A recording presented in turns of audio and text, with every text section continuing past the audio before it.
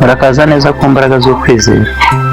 Uribuka ko ubushize twavugaga ku gitabo cya Dr. Joseph Morphy, The Power of Your Subconscious Mind. Uyu munsi tugiye kureba uburyo bwo gukoresha ubwenge butagaragara kugira ngo ugere ku byifuzo byawe. Hari uburyo bwinshi bwo gushyira ibitekerezo byiza mu bwenge bwawe butagaragara. Reka tuvuge uburyo butatu bw'ingenzi wakoresha. Ubwa mbere ni ugusubiramo amagambo aribyo byitwa affirmations. Uburyo bwa kabiri ni ukwiyumvisha ibintu aribyo byiswe visualization. Uburyo bwa gatatu ni ugutekereza neza cyangwa gutekereza ibyiza aribyo positive thinking. Tudatinze reka duhere ku buryo bwa mbere, uburyo bwo gusubiramo amagambo aribwo affirmations. Affirmation ni amagambo uvuga kenshi nk'aho ibyo ushaka byamaze kuba impamo.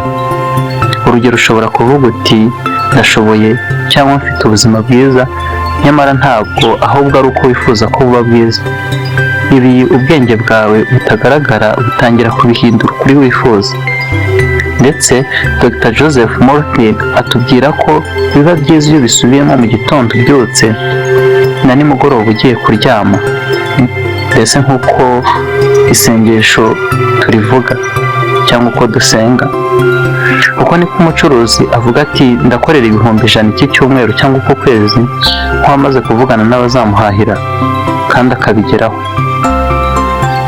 Uburyo bwa kabiri ni uburyo bwo kwiyumvisha ibintu, visualization. Kwiyumvisha ni ugutekereza ukabona mu bwonko bwawe ibintu ushaka nk'ibiriho, ishusho yabyo ikaba igaragara.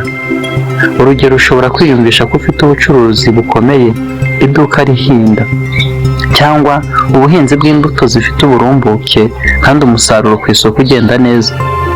Uko ubibona nk'ibiriho cyangwa nk'ibishoboka, niko inzira zo kubigeraho ziba zifunguka. Uburyo bwa gatatu ni uburyo bwo gutekereza ibyiza, positive thinking. Igihe cyose jya utekereza ibintu byiza. Irinde amagambo cyangwa ibitekerezo bibi kuko bikwangiriza mu buryo utamenya. Ubwoba, umujinya cyangwa urwango ndetse no kugambirira nabi biri mu bisubiza umuntu inyuma. Ibyo bikwiye kugambwa no gutekereza neza, kwigirira icyizere, guseka no kwifuza ibyiza. Ibi tumaze kuvuga bikubiye mu gitabo cya Dr. Joseph Morphy, The Power of Subconscious Mind. Naho rero utangira ukoreshe izi nzira kandi uzabona impinduka mu buzima bwawe. Ntibibagirwe gukora subscribe kugira ngo utazacikwa n'ibiganiro by'ubutaha. Murakoze.